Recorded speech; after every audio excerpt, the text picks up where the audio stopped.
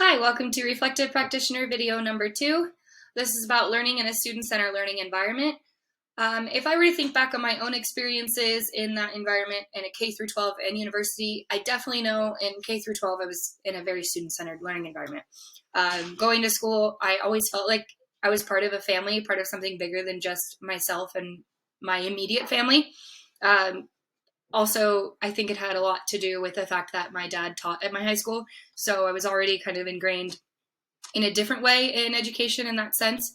Um, in high school, it was super cool because all of our teachers knew us. I mean, you'd walk down the hallways or whatever, and they'd say, "Hey, Erica, how's it going?" And I just thought that was really kind of cool. I felt like I was a part of a family. And it's probably what inspired me to become a teacher myself. I still have relationships with my second grade teacher, my first grade teacher.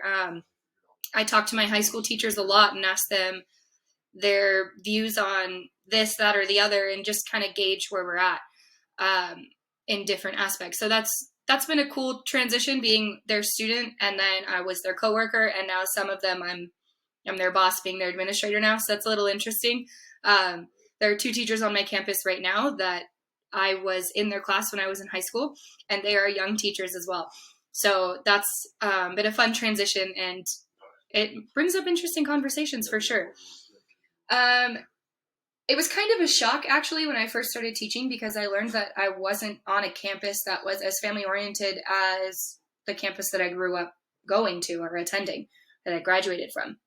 And with it being in the same district, I was expecting something different, but it just proves that educational leaders are really the ones who are in charge of the culture and climate of the school.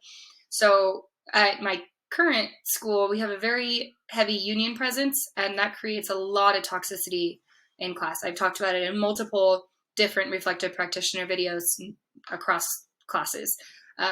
It's something that the students can see, and it affects them because they know that this teacher will talk crap about that teacher, and then they have to go to that teacher in the next class, and they're like, well, I know some things that I probably shouldn't know about you.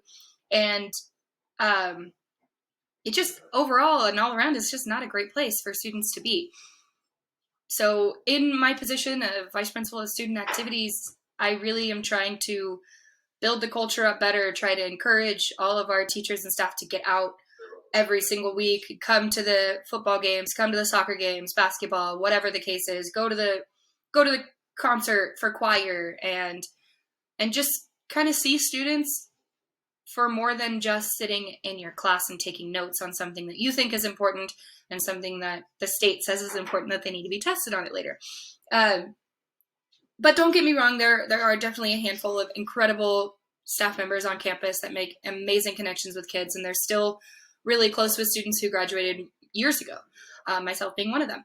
So there are definitely positives in my site, and there are also negatives. I think my principal should be retiring pretty soon, which means we'll have changeover there, and I think that will bring a lot of positive changes to our site, and will hopefully affect the culture and climate for the better. So that is all for my student-centered learning environment, where I grew up, how it affected me, and how it affected me going into the